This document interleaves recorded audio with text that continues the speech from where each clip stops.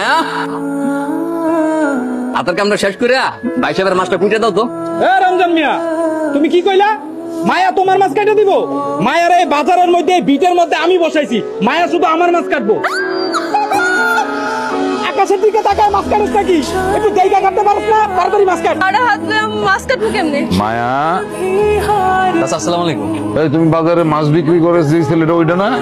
জি চাচা, আমি রমজান। তো তুমি এত রাতে আমার বাড়িতে কি করতেছো? মায়া তো আমাগুলোকে একই বাজারে মাছ কাটে, তো আজকে কার্তিক হাত কেটে গেছে। আমি ওর ফার্মেসি তুলে গেছি, ব্যান্ডেজ ম্যান্ডেজ করে।